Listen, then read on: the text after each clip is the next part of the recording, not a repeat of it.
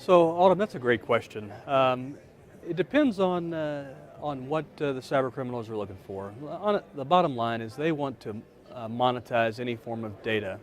And so if you're in the accommodation industry or the retail industry, they want to monetize your credit card data. So they're going to be trying to attack your point of sale systems. If you're in the healthcare industry, they're going to be trying to attack your healthcare records and all of the other PII that you store.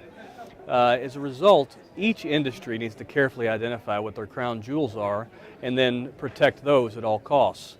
There's some great frameworks out there. NIST has a cybersecurity framework. The FEIEC just published one for the financial sector.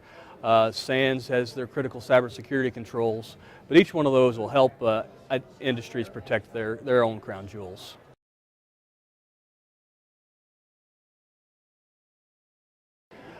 Well, one of the things we continue to see are weak passwords, and people are using very weak passwords across multiple platforms. And what we really suggest is begin to start thinking about a passphrase, because with a password, when we start getting complex, we're using uppers and lower cases and random generated characters.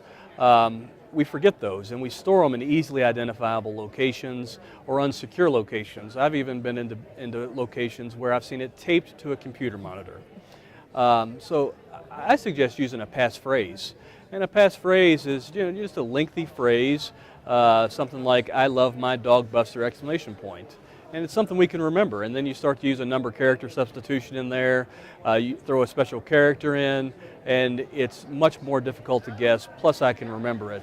Another thing we highly recommend is the use of two-factor authentication. And we're seeing many financial institutions start to go to this so you can log into your bank accounts. And two-factor authentication is just one, something you know, and two, something you have, so that if your password and your username gets compromised, they don't have that physical token. And that physical token could be the result of a text message to your cell phone. It could be an RSA ID card. It could be a PIV card or something else you're putting in your computer. But the bad guys then don't have access to that information as well.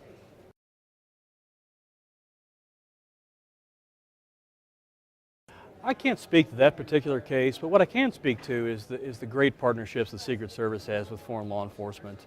Many of the cyber criminals are Russian speaking. That doesn't mean they're necessarily Russian, but they certainly speak Russian. And they actually do that as a form of operational security, because not a large segment of the population does speak Russian worldwide. So the successes in law enforcement and the major arrests that we've had recently have all been due to our partnerships with foreign law enforcement, and many of those have been made overseas. And so we partner with them, we share our evidence and information, and we partner with Interpol, and they helped us effect these arrests worldwide.